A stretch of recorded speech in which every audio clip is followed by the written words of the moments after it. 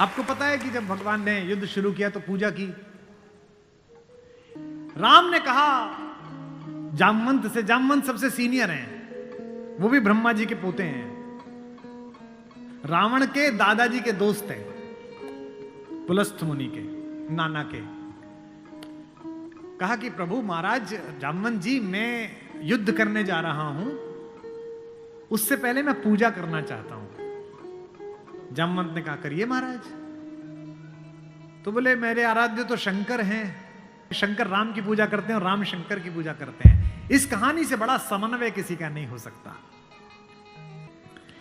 जामवंत ने कहा पूजा कर लीजिए महाराज। बोले मुझे एक ऐसा पंडित चाहिए जो शैव हो, शिव को मानने वाला, और मैं वैष्णव हूं तो वैष्णव भी हो। उन्होंने कहा कि इस जंगल में, इस युद्ध क्षेत्र में ऐसा कोई पंडित कहां मिलेगा भगवान।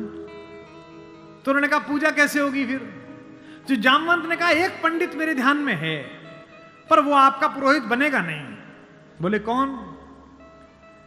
बोले पुलस्त्य मुनि का नाथी महारथी रावण, वो शिव का भक्त है और वैष्णव भी है, उससे करा लीजिए। सोचिए जिसको हराने जा रहे हैं उससे पूजा। राम ने जामवंत से कहा कि महाराज पूछ के तो आइए, अगर महापंडित रावण आज्ञा दे दें इस यज्ञ के लिए तो मैं कर लूं। रावण को पता चला कि जामवंत बुलाने आए हैं। रावण ने अपने सैनिकों से कहा कि जैसे ही दादा जामवंत आए, कोई उनसे प्रश्न ना करे, उन्हें बस महल का मार्ग दिखा दे, हाथ जोड़ के सब चरण छुएं।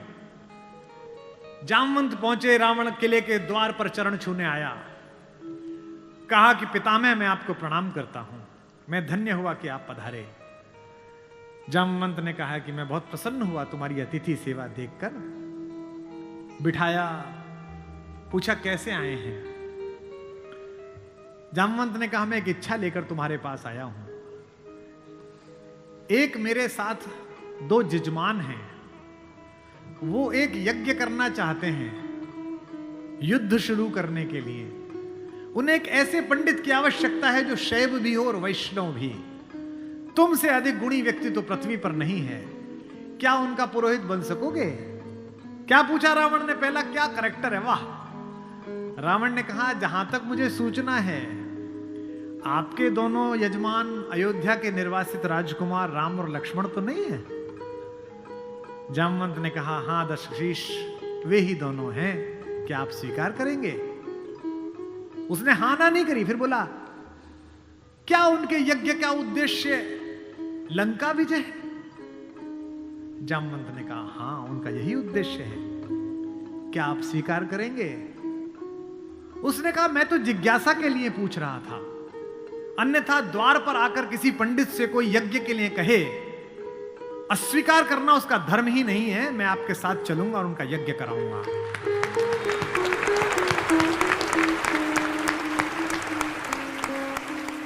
जामवंत ने कहा कि क्या मुहूर्त निकला। उसने नवग्रहों को बुलाया, बोले इधर बैठ, तू इधर बैठ, तू इधर बैठ। वो तो अपने ही हाथ में था, तू मिनिस्टर ऑफ स्टेट, तू फुल कैबिनेट।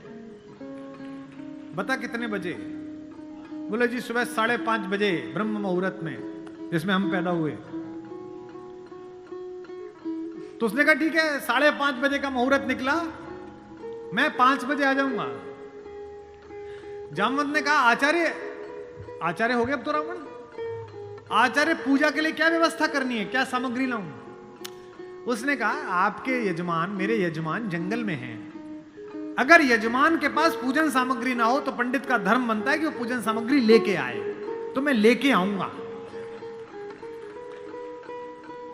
उसने अपने पुत्र मेघनाथ को जगाया, इंद्रजीत को, और कहा बेटा अशोक वाटिका जाओ, अशोक वाटिका जाओ और सीता से कहो मैं उसे मिलना चाहता हूं, एक विशेष प्रयोजन है। थोड़ी देर बाद खुद पहुंचा और कहा सीते, तुम्हारा पति राम लंका विजय का यज्ञ कर रहा है, उसके पास पुरोहित नहीं है, कल सुबह मैं उसका पुरोहित बनूंगा। लेकिन एक विवाहित व्यक्ति की पूजा अधूरी है अगर उसकी पत्नी उसके पार्श्व में ना बैठे।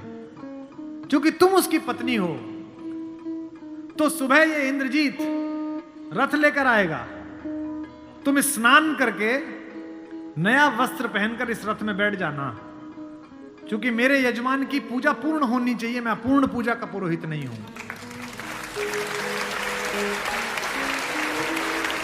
और कहा कि तुम्हारी लंका से मुक्ति केवल पूजा तक की है, पूजा होते ही उठना और इसी रथ में वापस बैठकर अशोक वाटिका में आ जाना। क्या तो सीता, क्या राम और क्या रावण, क्या कहानी है ये। सुबह यही हुआ,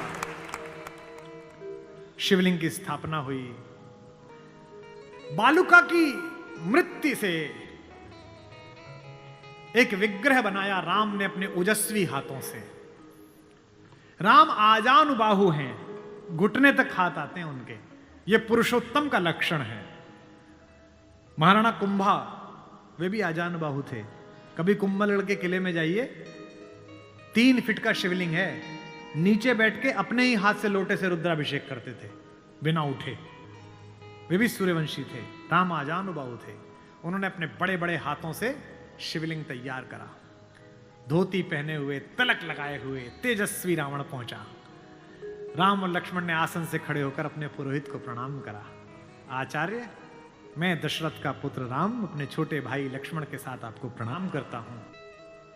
दोनों ने पैर छुए रावण के और कहा कि आचार्य आसन ग्रहण करिए। आचार्य ने पूजन प्रारंभ किया। ओम गणपति गंगावाय।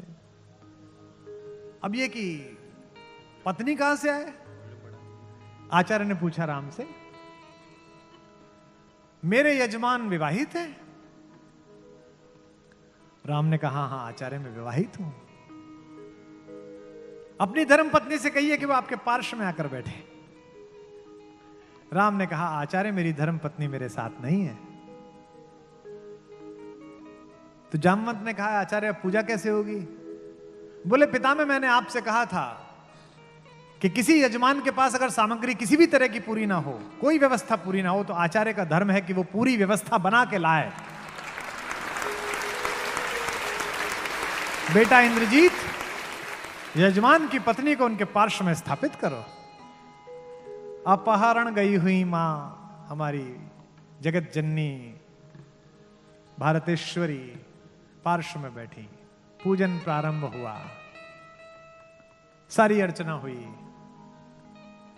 और पूजन के बाद रावण ने कहा कि मैं आप दोनों यजमानों को आशीर्वाद देता हूं कि आप दोनों जिस संकल्प के कारण ये पूजा कर रहे हैं, आज सारे देवता उपस्थित होकर आपके संकल्प को पूर्ण करें। मैं आशीर्वाद देता हूं।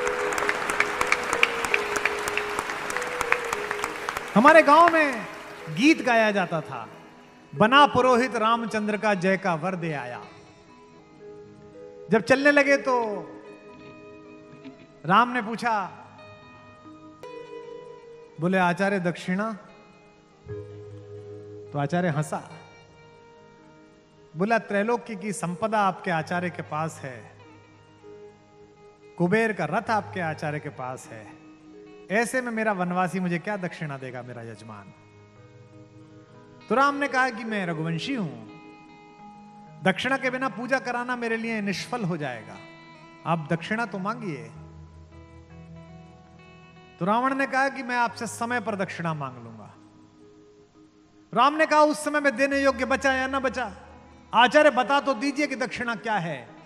आचार्य ने जो दक्षिणा मांगी उस पर रावण को भी राम की तरफ से प्रेम भेजा जा सकता है। आचार्य ने कहा मेरी दक्षिणा यही है कि आचार्य का जब अंतिम समय आए तब दोनों यजमान मेरे सामने उपस्थित रहें। एक अंतर समझ लेना राम और रावण में। आप ढूंढना आपके अंदर रावण है कि राम है। राम के पास जो है वो पर्याप्त है और रावण को जो प्राप्त है वो पर्याप्त नहीं है। रावण के पास पंचकन्याओं में पूजित हमारे मेरठ की पंचकन्याओं में सबसे सुंदर स्त्री मंदोदरी जैसी सती मां उनकी पत्नी है, लेकिन उसके बाद भी जंगल में घूमते हुए एक तपस्वी की वलकल पहने हुए युवती को अपनी रानी बनाना चाहता है। लेकिन युद्ध के आखिरी दिन जब रावण पड़ा हुआ है, नीचे निश्चेष्ट उसका शव पड़ा हुआ है, तो मंदोदरी ने विलाप करने के बाद पूछा वो कहां गया जिसने इसे मारा? लोगों ने कहा वहां बैठा। समुद्र के किनारे शाम ढल रही है, सूरज डूबने वाला है और रघुवंशी राम उदास एक पत्थर पर बैठे हुए कि इतना रक्तपात क्यों हुआ, दुखी है राम लाशों को देखकर। मंदोदरी गई, कमांडो खड़े हुए हैं उनको रोकने के लिए, लेकिन देखा कि माता मंदोदरी आ रही है तो पुलिस वाले हट गए, वानर हट गए, पीछे से पहुंची। चिंताग्रस्त राम ने अचानक एक स्त्री की छाया देखी जो पैर के आसपास आ रही है। राम सचेत होकर उठे और पलटकर कहा कि देवी मैं आपको प्रणाम करता हूं, इस निर्जन रण क्षेत्र में आप कौन हैं?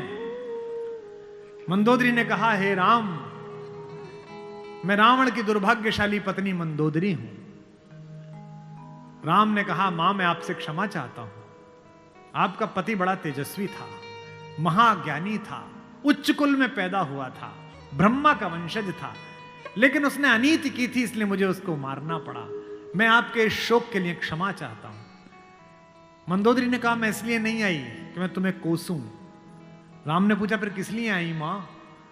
मंदोदरी ने कहा, मैं देखने आई थी कि जिसने पूरी दुनिया पराजित कर दी, जिसने तेरे पूर्वज मानधाता तक को स्वर्ग में जाके चुनौती दे दी, जो कुबेर को कालर से पकड़ के नीचे ले आया, उस महापराक्रमी को हराया किसने?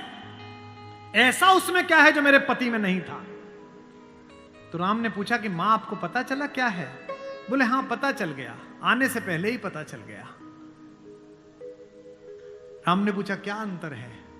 बोले, राम एक मेरा पति था जो मेरी जैसी सुदर्शना होते हुए भी तेरी पत्नी चाहता था, एक तू है कि पीठ पर से भी परस्त्री की छाया पड़ी है तो उठकर खड़ा हो गया है, ये उसमें तुझ में अंतर है।